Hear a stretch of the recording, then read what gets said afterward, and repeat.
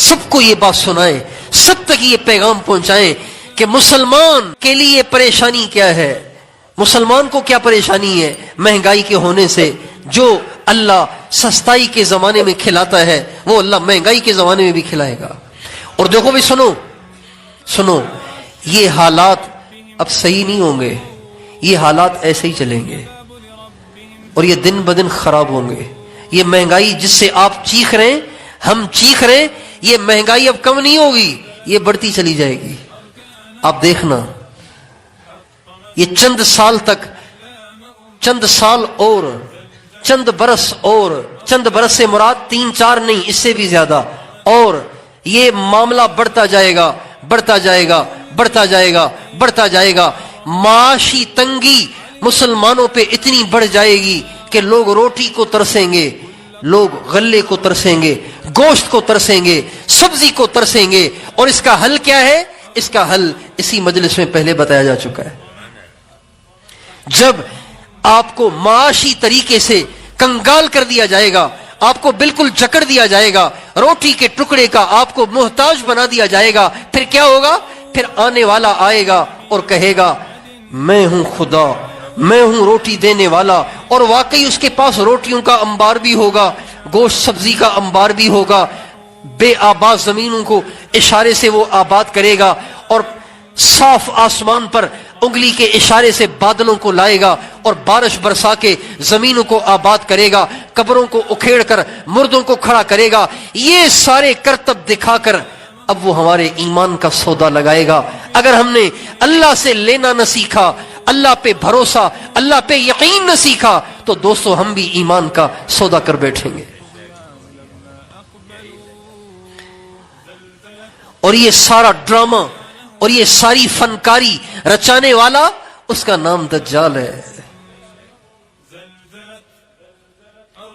اس لیے یہ ذہن سے نکال دیں کہ اب یہ ریٹ نیچے آئیں گے، اب یہ حالات ٹھیک ہوں گے، اب یہ ٹھیک نہیں ہوں گے، یہ معاملہ چلے گا۔ اب اس کا حل اپنی ایکٹیویٹیز کو بڑھانا نہیں ہے، اپنی دکانوں کو بڑھانا نہیں ہے، اپنے کاروبار کو پھیلانا نہیں ہے۔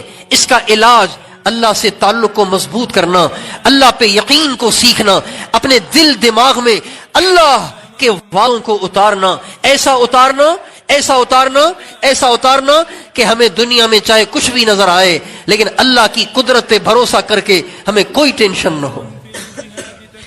اس کے سوا کوئی علاج نہیں ہے، کوئی علاج نہیں ہے، کوئی علاج نہیں ہے۔ پتہ نہیں آپ ان باتوں کو سنجیدگی سے لیں گے یا اڑا دیں گے، میں نہیں جانتا، لیکن میرا فرض بنتا ہے آپ کے سامنے ساری سچویشن کو واضح کرنا اور آئندہ کے لیے تیاری کا سامان مہیا کرنا۔ اس لیے میں بھی، آپ بھی اس کی نیت کریں کہ بجائے اپنی زندگیاں دنیا میں کھپانے کے، اللہ پاک سے تعلق کو مضبوط کریں، اللہ پہ یقین کو سیکھیں۔ ان قریب ایمان کے سودے لگیں گے اور بڑے سستے سودے میں ایمان بکے گا۔ ایمان روٹی کے عوض بک جائے گا، گوشت کے عوض بک جائے گا، مکان کے عوض بک جائے گا، اور چھوٹے چھوٹے ریٹ پر ایمان بک جائے گا۔